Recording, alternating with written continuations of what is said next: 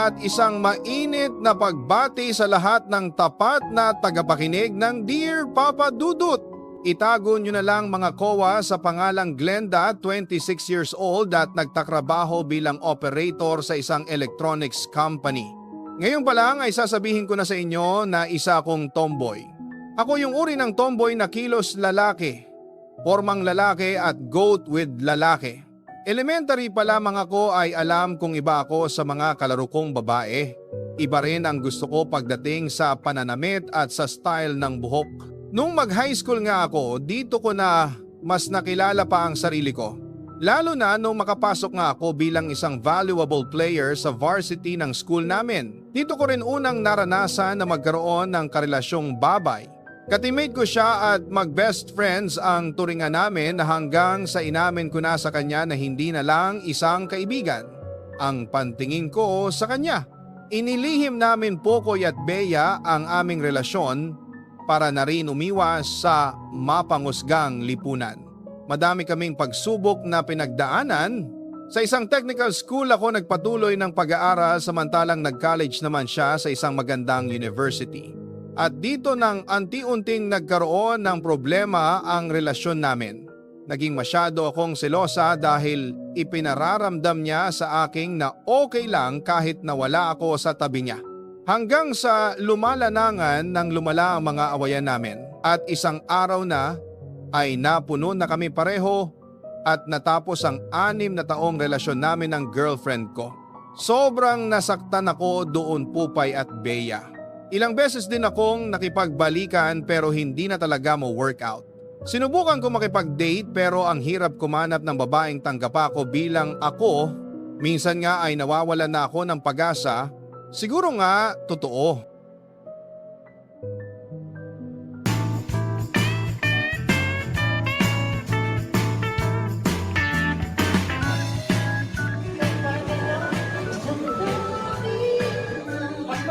Uy, Glenda, halika pasok ka, kain ka. Bakit naman kasi ngayon ka lang? Muntik ka patuloy maubusan ng Shanghai. Buti na lang na ipagtabi kita. Umuwi pa kasi akong bahay kasi ang totoo niyan, nalimutan kong bitbitin kanina tong regalo ko para sa'yo. Oh, happy birthday. Ikaw naman, nag-abala ka pa. Pero salamat dito, ha? O, plato mo. Kuha ka na lang ng pansit dyan. Kukunin ko lang sa kusina yung Shanghai. Oh, sige. Ay, wala nang baso. Ano ba yan? Nakuha pa naman. Saan kaya si Anna? Parang matanong kung nasa ibang plastic cups. Nasa kusina. May kinukuha lang. Ay, ganun ba? Sige, puntahan ko na lang doon. Thanks. O, Rachel, saan ka pupunta?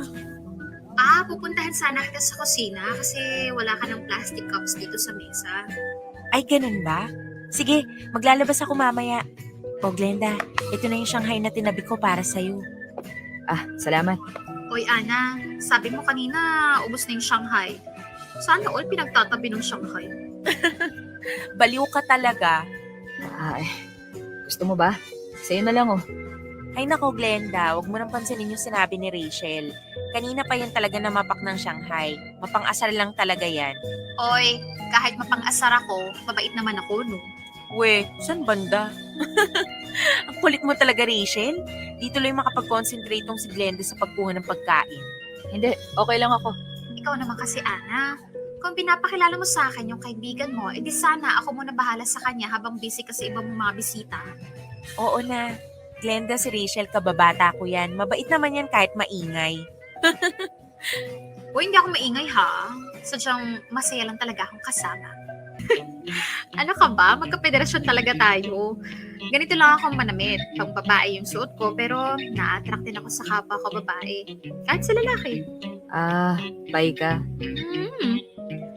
Siyempre, hindi na kita tatanungin kung lesbian ka kasi halata naman dyan sa gupit mong syete, pati dyan sa pormahan mong maluwag na t-shirt tsaka rubber shoes. Oo. O ngayon, alam mo na magkatribo tayo, kaya huwag ka mo na masyadong mahiya sa akin, ha? Sige. Ano ba yan? Mahiyain pa rin? Alam ko na, para maging exciting yung kwentuhan, pag-usapan natin yung love life. So, ilang months na kayo ng girlfriend mo? Ha? Oo, wala akong girlfriend, no? Tagal na nga nung last relationship ko eh. Ah, talaga? So, searching ka ngayon or healing? Sa ngayon, okay na ako. Naka-move on na pero hindi na ako naghahanap. Focus muna ako sa ibang bagay. Ayan, ganyan ang sagutan. Mahaba. Feeling ko, marami ka pang kwento eh. Add kita para friends na rin tayo. Sige. Ayan yung account ko. Ah, yan. Teka. O, ayan. Na-add na kita. Accept mo ko, ha? Sige. So, back to the topic. Matagal na ba kayo nung ex mo? Umabot din kami ng 6. O, Ana? Hay nako, hinahanap ka na ni na Art dun sa labas at hindi ka na raw nakabalik sa inuman. Ay, ganun ba? Ako, napasarap pa yung kwentuhan namin ni Glenda. O siya, labas mo na ako, Glenda, ha? Nice meeting you nga pala. Nice meeting you rin.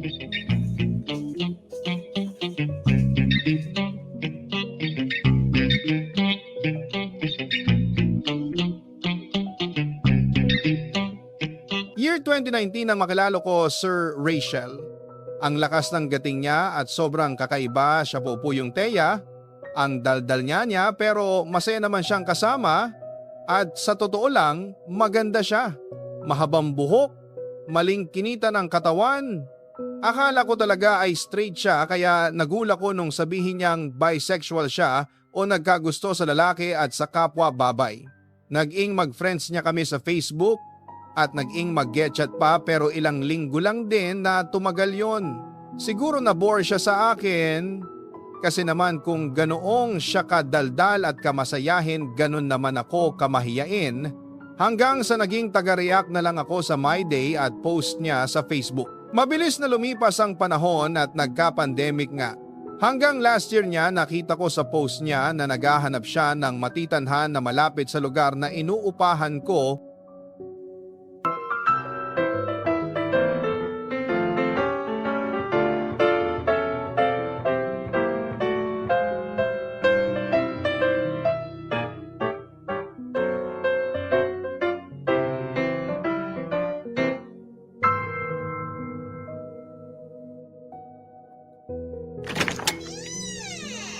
Oh, Rachel, pasok ka. Ay, salamat. Akin na yung iba mong bag. Grabe, ang init sa labas. Pero buti na lang yung tricycle na nasakyan ko, hindi ako siningil ng mahal. Okay din pala tong bahay, no? Oo, okay dito. Maraming tindahan dyan sa labas kaya marami kang mabibilhan ng daily needs mo. Gusto mo ba ng tubig o kape? Tubig na lang. Sige, teka, ikukuha kita. Maupo ka na muna dyan sa sofa. Ay, salamat. In fairness, okay tong apartment mo, ha? O, tubig. Oo nga eh. Mamaya ipapakita ko sa iyo yung kwarto mo. Sige. Ang galing, no? Saktong-sakto yung mga pangyayari. Buti na lang umuwi ng Bicol yung ka-roommate mo at nabakante yung isang kwarto. Oo nga eh. Umuwi na kasi galing abroad yung boyfriend niya. Sabi niya magpapakasal na rin daw sila. Ayos ah. Nga pala, baka hindi rin ako magtagal dito. Bakit naman? Kasi nga, yung branch ng pawn shop namin dito, ako muna yung magkakahera habang naka-maternity leave yung katrabaho ko. Pero siguro mga 3 to 4 months, babalik na rin siya. So, babalik na rin ako dun sa branch ko talaga na malapit sa bahay namin. Ganun ba? Pansamantala ka lang pala dito. Anyway, gusto mo na bang makita yung kwarto mo? Pwede rin naman para maayos ko na itong mga gamit ko.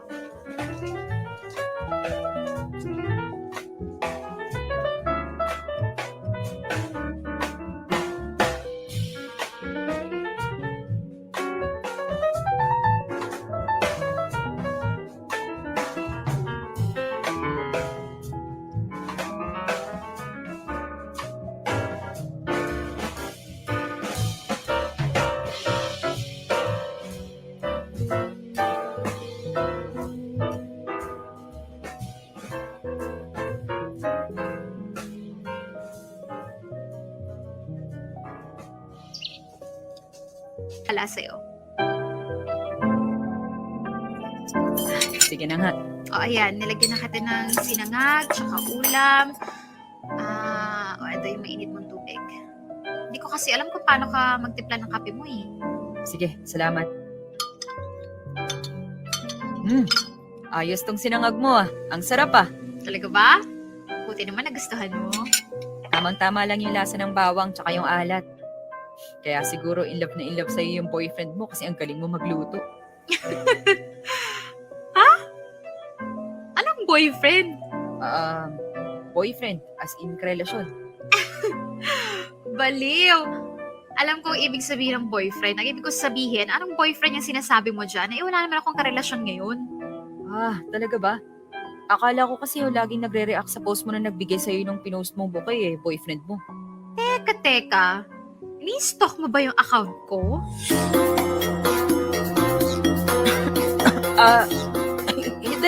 Hindi. Ano lang, lagi lang kasi akong, napapadaan sa newsfeed ko yung post mo. Nagkakataon lang na nakikita ko. Ang cute mo? Ha? Wala. Basta ang sinasabi ko sa'yo, wala akong boyfriend ngayon. Kaya open ako sa kahit sino gustong manigaw. Talaga? Oo naman. So ano, may balak ka ba? Anong balak? Wala. Ibig kong sabihin, baka may balak ka pang itanong tungkol sa love life ko. Kaya sige na, itanong mo na, go. Wala naman. Wala daw. Pero sige, mag-share na lang ako. Ngayon, single ako, pero gaya nga na sinabi ko, willing to meet new people of all ages, color, and gender. Mas marami na ikilala, mas marami na pagpipilian, di ba?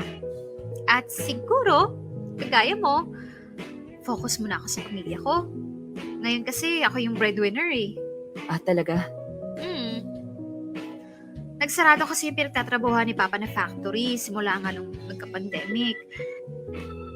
Binayaran naman sila, pero syempre hindi naman sapat yun sa gastusin namin sa bahay. At bilang matanda na si Papa, hindi na rin siya makakapag-apply sa ibang factory. Panganay ka ba? Oo, yung bunso kong kapatid nag-aaral pa ng college. So ako na muna yung sumasagot ng gastusin niya. Binilang ko ng laptop na hulugan, tsaka nagpakapit din ako ng internet para maka-attend siya ng online class. O ikaw naman kwento, panganay ka din? Hindi. Bunso ako. Marami ba kayong magkakapatid? 3 lang. Alam mo ikaw, ang tipid mo talaga sumagot. Kasi Alam mo, para masarap yung kwentuhan, dapat dinudugtugan mo yung mga sagot mo. Like, ganito, 3 kami magkakapatid. Yung panganay may asawa na, tapos yung pangalawa nagtatrabaho na, kasama namin ni na mama at papa sa bahay. Ganun. Ay, hala! Ganyan na ganyan nga yung sitwasyon namin. O talaga? Ang husay ko talaga, no? May samadam auring talaga ako. Papahula ka ba ng future mo? Mura lang singil ko, bahay at lupa lang. Galit mo nga. O ano, tong makulit na tong araw-araw mong makakasama. Okay na, gusto ko nga yun. Ha? Ano yun? Wala. Sabi ko lang, mamaya sama ka sa akin. Mamalengke tayo para makapag-stock tayo ng foods. Baka mag-lockdown na naman eh.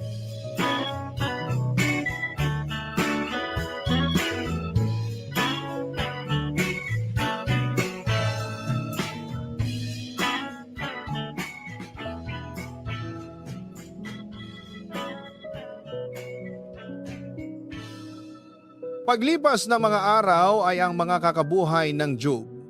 Ang mga halakhak niya at nakaka-inspire ang pagigim para sa pamilya niya. Sa paglipas ng mga araw ay lalo akong na-trapped and racial at lagi ko siyang gusto makasama kaso kailangan niyang umuwi sa kanila kapag ka weekend. Kaya ang ginagawa ko minsan kapag ka panggabi ang shift ko ay nag-request ako ng change shift para maging pangumaga. Para nang sa ganoon, pagka umuwi ako sa bahay ay makakasama ko pa siya. Madalas kaming manood ng movie at magkwentuhan. Ang bilis na lumipas ang panahon at 1 buwan na rin pala kami makasama ni Rachel.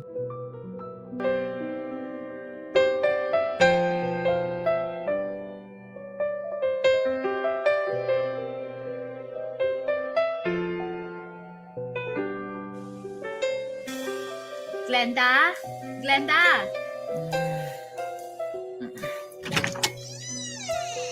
Bakit? Uy, Glenda, ano ba mag-aalas sa 1 ng gabi? Hindi ka pa nakabangon dyan? Di ba 6 to 6 yung pasok mo ngayon? Oo, babangon na. Uy, teka. Bakit ka ganyan? Masama ba pakiramdam mo? Hindi, Ay, nakahawakan ko yung noo mo. Uy, oh, ang init mo ah. Naku, huwag ka na pumasok. Magpahinga ka na dyan. kaya ko naman. Ay, naku, ang kulit mo ah. Huwag ka na nga sabing pumasok eh. Okay, sige. Yan na ba yung kaya daw? Eh, halos mga tug ka na dyan. Teka nga, kukumutan pa kita. Oh, yan. O, kumusta? Okay na ba yan? Oo, okay na to. Eh, uminom ka na ba ng paracetamol? Hindi pa. Ganun ba? Teka. Ikukuha kita ng gamot ha? Pati na rin tubig. Grabe, ano ba itong nangyayari sa akin? Sama ng pakiramdam ko ah. O, Glenda, bagong ka muna ulit. Papainuman kita ng gamot. O, ito o. Inumin mo yan. O, yan o. Tubig o.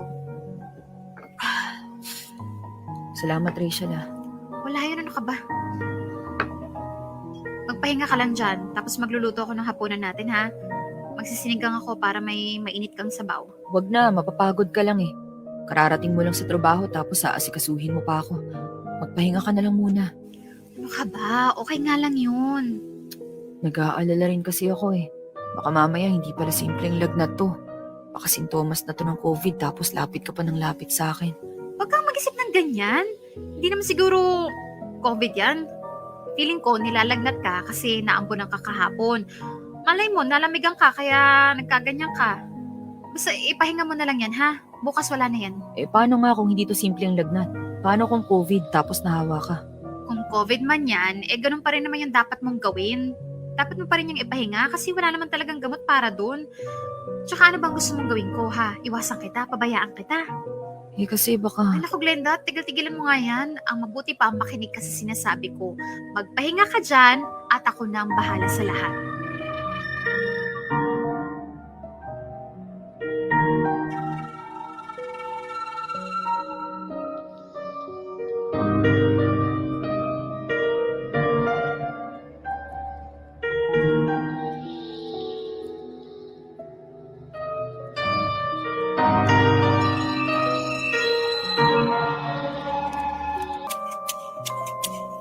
Wag ka masyadong malapit ha. Baka mahalikan kita niyan. Okay lang.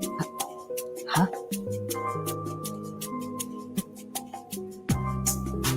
Ang tagal? Ano ba yan? Ako na nga. Rachel, baka hindi ko na mapigilan yung sarili ko eh. Ang totoo niyan, matagal na kitang gusto. Gusto rin naman kita eh. Kaya huwag mo nang pigilan yung sarili mo. Rachel.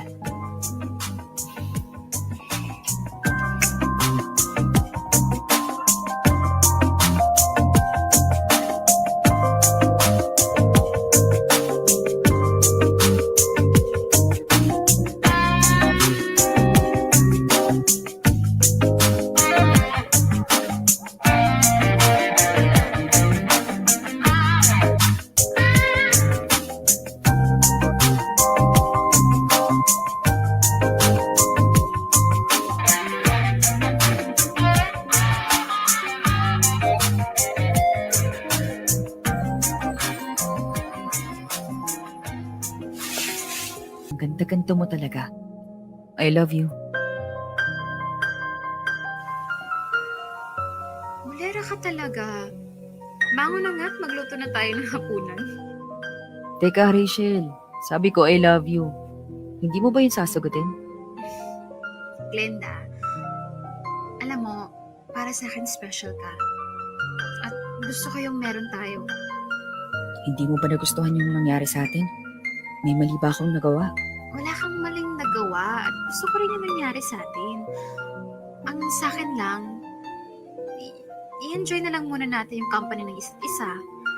Yung label, hindi naman mahalaga yan eh. Ang mahalaga, masaya tayo, di ba? Sige. Kung yan ang gusto mo.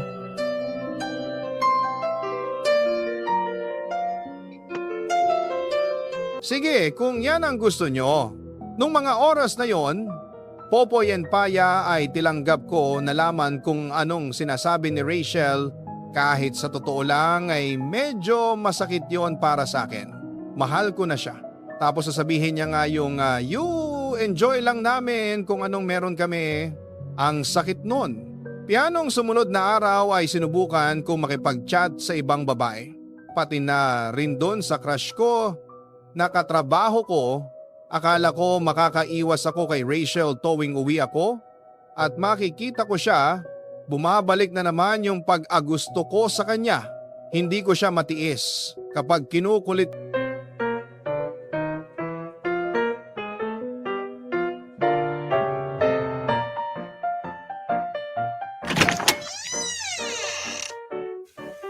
O Glenda, andiyan ka na pala. Oo. Anong ginagawa mo? Parang busy-busy ka masyado ah. Hindi naman, niligom ko kasi yung mga sinampay ko tapos nilagay ko dun sa kwarto. Tutubin ko na sana. Mamaya na yan. Umupo ka na lang muna dito sa sofa. Bakit? Basta, maupo ka muna dyan. O, ano bang meron ha? Wala naman. May ibibigay lang sana ako sa'yo. Eto, Ano bang naman itong paper ko? Wow! Ito yung mga skincare products na gusto ko Ibibigay mo ba ito lahat sa akin? oo naman.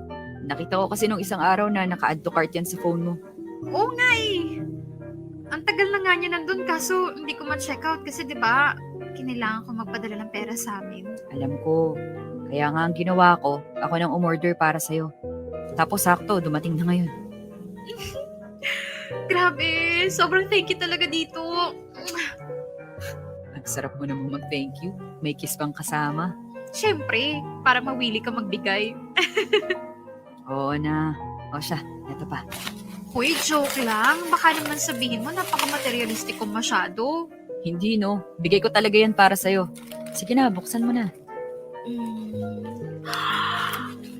Wow! Ang gandang wallet na to Grabe mo kang mamahalin to Hindi naman. Binigyan pa nga ako ng discount ng katrabaho ko dyan eh. Sabi niya, buti na lang daw, pogi ako. Babae? Oo, babae siya. Maganda? Oo din. Edi crush mo na. Ano? Hindi no. Sabi mo maganda Di ba mahilig ka sa magaganda? Ako sa'yo na gusto kita. Isang buwan na ba yun? Ang bilis Oo nga eh. Hindi mo naman pinaalala sa akin. Tuloy, wala akong mabigay sa'yo. Hindi naman kailangan. Hindi naman porke binigyan kita hihingi na ako ng kapalit. Alam ko naman yun, pero mas masaya kung may bigay din ako sa'yo, di ba? Teka. Alam ko na. Bili tayo ng pantulog, yung terno, tapos parehas tayo ng design. Ha? Ayaw mo ba nun? Nakukornihan ka ba doon? Hindi naman. Ang sweet niya eh. Di ba ang sweet? Meron na tayong couple na pantulog. O dali. Pili ka na dyan. Tapos ako na mag-check out. Libre ko na sa'yo. Huwag na. Ako na magbabayad nung sa akin. Huwag na nga sabi. Ang kulit mo naman Oo na nga. Ay, nga pala Glenda. Birthday nung isa kong kasama sa trabaho bukas. Nag-imbita sa bahay nila. Oh. Pwede ba akong pumunta? Oo naman. Kung gusto mo, edi pwede. O sige, wala lang. Nagsasabi lang ako sa'yo. Kasi kung hindi mo ako papayagan, hindi na ako pupunta. Ganun ba? Teka, saan ba yun? Malapit lang naman. O sige. Kung gusto mo, ganito na lang. Sundayin na lang kita kapag pauwi ka na. O sige, pwede rin. I-chat na lang kita ha. O ano, may napili ka na? Wala pa eh. Siya, halika. Doon na lang tayo sa kwarto para habang pumipili ka ng design, nakakapagtupi na ako ng damit. Okay, sige. Itatabi ko na lang muna sa gilid yung mga damit. Naitambak ko nga pala sa kama. O ayan, dyan. Magpo ka na dyan. Mamaya na nga lang ako mamimili ng damit. Tutulungan na lang muna kita magtupi dito. Sige, buti pa nga. Nga pala, mukhang may extend pa yung pagkaka-assign sa akin dito sa branch. O talaga? Bakit daw? Kasi yung sinasabi ko sa'yo na naka-maternity leave, tuluyan na nag-resign. Wala pang mahanap na kapalit, kaya ako na raw muna. Sabi ko naman, okay lang naman sa akin. Buti naman kung ganon. Sobrang malulungkot ako kung bigla ka na lang aalis. Talaga? Oo naman. Sobrang sanay na ako nakasama kita tapos iiwan mo ako. Huwag ganun. Pangit ka banting yun nang iiwan eh. Ang cute mo talaga. Ba't mo naman ako hinalikan? Ayaw mo ba? Siya, ibalik mo sa akin kung ayaw mo. Pag ako talaga gumanti sa'yo, lagot ka sa akin. Talaga? Bakit? Anong gagawin mo? Kikilitin kita ng ganito! Ayoko nga! Ano yung sinasabi mo, Glenda? Sino yun? Alin? Yung kausap mo dyan kanina sa cellphone mo. Ayun nga yung kachat ko. Paabot nga ng tubig, iinom ako. Sino nga yun? Lalaki yun, oh. Oo, lalaki. Ano naman? Bakit ka ba inis na inis dyan? Natural! Natural ano? Saan mo ba kasi nakilala yan, ha? At ano yung naririnig ko na magkikita kayo, ha? Sa Facebook nga kami nagkakilala. Taga dito lang din siya, kaya nagaya siya ng dinner. Teka. So online lang kayo nagkakilala tapos makikipagkita ka na sa kanya. Ano yan, ha? Magde-date kayo? O bakit bawal ba? Ano? Alam mo, Glenda, hindi ko maintindihan bakit ang init ng ulo mo. Meron ka ba, ha? Ikaw ang hindi ko maintindihan. Ano bang pumasok dyan sa isip mo at makikipagkita ka dyan sa lalaking hindi mo naman kilala? Kaya nga ako makikipagkita para mas makilala pa siya. At bakit mo naman siya kailangan makilala? Okay naman tayo, di ba? Bakit naghahanap ka pa ng iba? Ano ba namang klaseng tanong yan, Glenda? Porque ba okay tayo? Wala na akong karapatang makipagkilala sa iba? Bakit? Ganyan ka rin naman sa akin, Oo. Ano naman? May mabanggit lang akong pangalan na babae, naiinis ka na. Ayaw mo nga akong pasamahin sa kanila eh. Ano problema mo dun? Ang punto dito, kapag akong pinagsasabihan mo, nakikinig ako. Tapos ikaw makikipagkilala ka sa ibang lalaki. Natural Glenda, mahalaga ka sa akin. At ayokong masira kung ano mang meron tayo. Pero kung ipipilit mo pa rin sa akin yung gusto mo, baka mas makakabuti kung aalis na lang ako dito. Wag, please. Sorry kung nabibigla kita sa mga sinasabi ko. Pasensya ka na. Basta tandaan mo, willing ako maghintay sa'yo.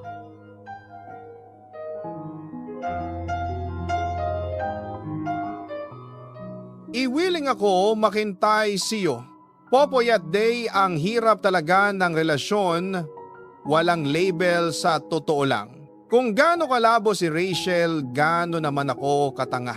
Siguro na talagang mahal ko siya at willing ako na sumunod sa mga gusto niya. Pero syempre, hindi ko talaga maiwasang hindi magselos. Kaya lang, ayaw ko namang kumprontahin na siya at makamagaway na naman kami. Kaya ang ginawa ko na lang ay nag-focus na lang ang ako sa kung papaano ko siya mas mapapasaya.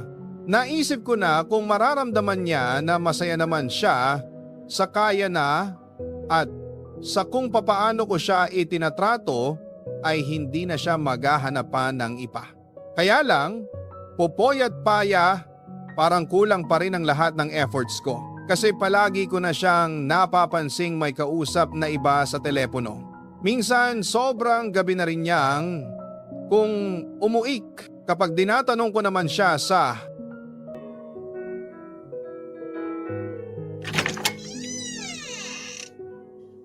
Ay, kakapagod talaga kapag galing night shift. Hindi pa siguro nakakaalis si Rachel. Rachel? Rachel! Glenda, kanina ka pa? Hindi, halos kararating ko lang. Bakit naman parang gulat na gulat ka yata? Hindi naman, naalala ko lang kasi na, di ba sabi mo sa akin kahapon, magsa-straight duty ka, kaya akala ko mamaya ka pa uuwi. Hindi na tuloy. Pumasok na kasi yung kapalitan ko kaya yun. Nakauwi ako na maaga. Ikaw, bakit nandito ka pa? Mag-aalas 9 na. Hindi ka pa papasok? Hindi. Nag-absent ako today. Oh, bakit? May aayusin lang ako. Ganun ba? Ano ba yun? Kailangan mo ba ng tulong? Ha? Hindi na. Kaya ko na. Okay, sige. Pahinga ka na kaya muna, Glenda. Alam ko, puyat ka galing sa work. Matulog ka na lang muna sa kwarto mo. Buti pa nga. Medyo nagugutom na rin kasi ako eh. Nagluto ka ba? Kukuha muna ako ng pagkain sa kusina. Ha? Wag na. Ako nang bahala sa'yo. Buti pa sa sofa ka na lang muna maupo at ako na maghahain sa'yo. Teka nga, Rachel. Bakit parang aligaga ka yata masyado? Hindi, kasi, hindi ko pa nahugasan yung mga pinggan sa lababo, nakakaya naman sa'yo. Ano namang nakakahiya doon eh? For sure naman, hindi tatambak yung hugasin at mag-isa ka lang na nandito magdamag. Ay, oo naman. Basta, ako nang bahala dito sa kusina. Doon ka na lang muna sa sofa. Ay, ang sakit ng likod ko ah. Makahiga nga muna dito sa sofa. Aray! Ano ba itong matigas na nahigaan ko? Sombrero? Kaninong sombrero to? Ngayon ko lang nakita to ah. Panglalaki to ah. Rachel? Kaninong sombrero tong nasa sofa? Ha? Alin? Eto oh. Yan ba? Ano yan? Sa kaibigan ko, hiniram ko kahapon. Akin na. Kaibigan? Sino kaibigan? Basta kaibigan ko, akin na. Rachel, Oh, Eman, anong ginagawa mo dito? sorry ha, binuksan ko na yung pinto. Nalimutan ko kasi yata dito yung sombrero ko eh. Alam mo namang special sa akin yun kasi bigay mo eh. Oo, naiwan mo nga eh. Ito na. Sige na, umuwi ka na. May gagawin ka pa, di ba? Oo nga eh. Kung wala lang talaga akong gagawin, hindi pa ako alis. Namiss kita agad. Pwede ba mamayang gabi, sa bahay ka naman matulog? Eman, mamaya na lang natin pag-usapan yan. Sabihan na lang kita pag pwede ako. O sige, bye.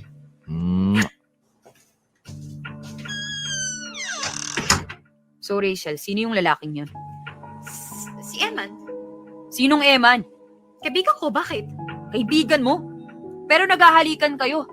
Magkasama kayo kagabi, no? Ano ba, Glenda?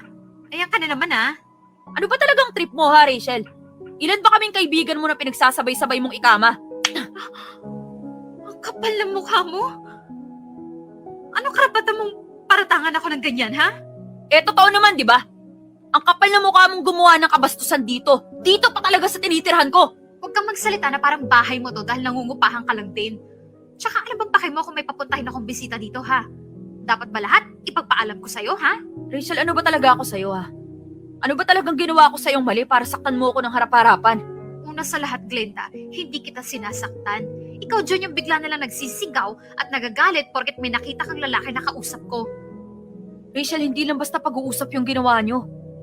Rinig na rinig ko, inaaya ka niya matulog sa bahay nila mamayang gabi. Ano sa tingin mong iisipin ko doon, ha? Kung ano man yung iniisip mo, problema mo na yan. Rachel naman! Sabihin mo na lang kung ayaw mo sa akin, hindi yung ganito. Ano ba talaga ako sa'yo? Sinabi ko na, Glenda. Mahalaga ka sa akin at masaya ako sa'yo. Pero mahal kita, Rachel. Ay, ako, Glenda. Gano'n ba kahirap para sa'yo na aminin sa sarili mo na mahal mo rin ako? Iba kasi yung pinararamdam mo sa akin eh. Nahihirapan ako dahil litong-lito na ako. Nasasaktan ako kapag binabaliwala mo ako, lalo na kapag naghahanap ka ng iba. Pero sa mga kilos mo, sa mga lambing mo, binibigyan mo ako ng pag-asa. Rachel, ano ba talagang plano mo? Kung hindi ba ako makapayag sa gusto mo, iiwan mo ba ako? Ayoko ng relasyon, alam mo yan. Pero sa lahat ng nakilala ko, para sa akin ikaw yung pinaka-special. Bakit kailangan mo pa ng iba? Dahil gusto ko. Lahat ba dapat ipapaliwanag ko sa'yo? Kung napapagod ka na sa akin, madali lang naman eh. Tigilan mo ko, iwan mo ko. Ayoko, hindi ko yan kayang gawin. Ganito lang ang alam kong paraan kung paano magmahal. Kung pagmamahal man ang tawag dito. Hindi ko kayang higitan pa kung ano yung nararamdaman ko para sa'yo. Pero kung nakukulangan ka pa rin dun, titigilan na lang natin lahat. Sandali naman, Rachel. Glenda, nahihirapan ka ni. Hindi, wag mo kong iwan. Okay lang. Kaya ko. Titiisin ko na lang. Basta wag mo lang akong iiwan. Mahal na mahal kita.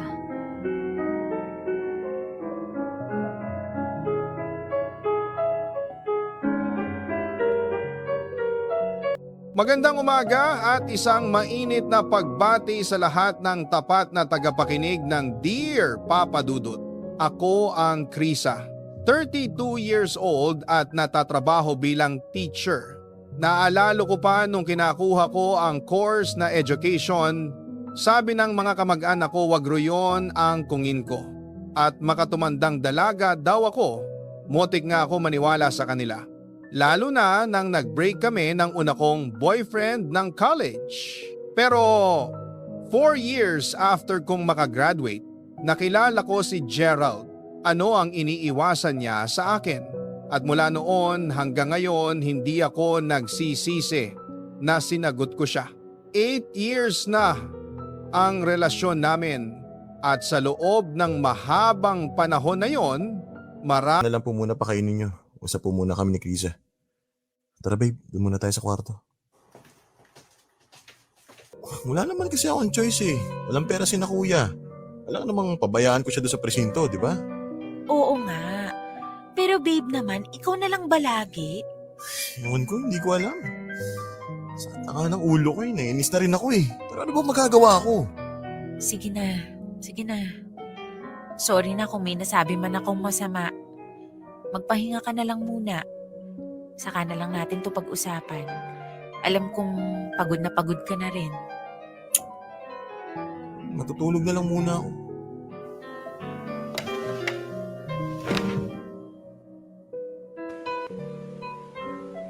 Popayat baya bunso si Gerald sa tatlong magkakapatid.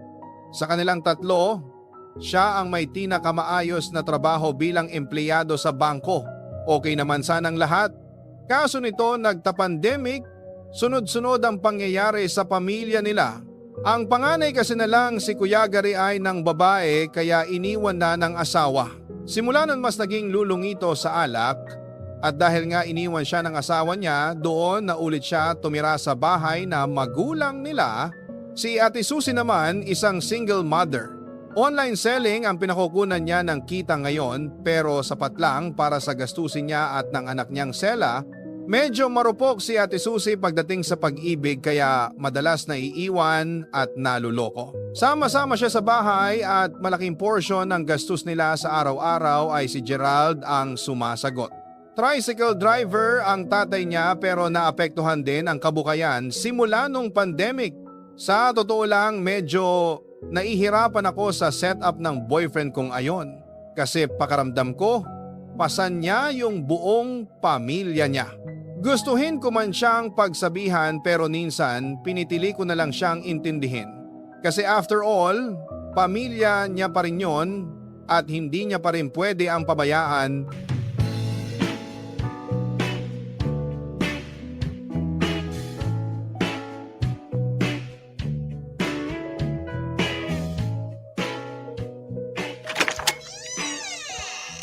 Oh, Krisa, tuloy, pasok. Magandang gabi po, tita. Bakit ba naman kasi hanggang ngayon ay tita pa rin ang tawag mo sa akin? Sabi ko naman sa'yo noon pa, mama na ang itawag mo sa akin at hindi ka na iba. Para na kitang anak. Nahihiya po kasi ako eh. Huwag ka na mahiha, ikaw talaga, oo. Sige po, subukan ko.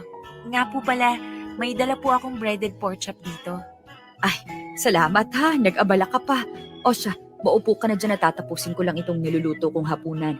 Nasa labas pa si Gerald eh. Huwag na po, tita. Actually po, magkikita talaga kami ni Gerald sa labas ngayon. Dinaan ko lang po talaga tong pagkain. O bakit hindi ka pa nagpasundo sa anak ko? Kasi tita, may pinapakuha rin po kasi siya sa kwarto niya. Ibibigay daw po niya dun sa kaibigan niya mamaya. Ganun ba? Opo. Sabi ko, total, dadaan na rin ako rito. Dinala ko na rin po yung breaded pork chop. Ready to cook na nga po pala yan. Sige po, tita ha. Pasok na po ako sa kwarto ni Gerald. Teka. Pwede bang tulungan mo muna ako maglikom ng sampay dun sa likod?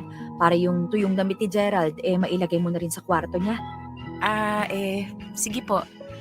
Pasensya ka na ha. Wala ko mautusan eh. Wala si Gary. Eto namang si Susie, wala na yatang planong umuwi dito. Po? Bakit? Naku, si Gerald tumatawag na naman. Hello, babe? Natapos na? Formal niyang suot mo.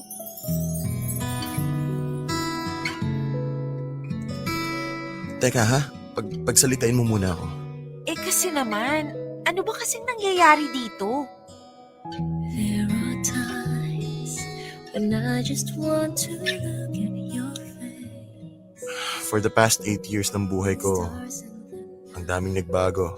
Dati, wala naman akong pangarap eh. Okay na ako sa kung anong meron ako, pero nung nakilala kita, bigla na lang, ang dami ko nang gustong makuha. Hindi lang para sa sarili ko, kundi para sa'yo.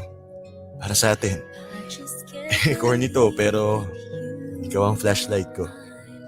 Ikaw ang nagdala ng liwanag sa madilim kong mundo. Dahil sa'yo, nakita ko ang direksyon na gusto kong puntahan. At gusto ko yung puntahan na kasama ka. You are just a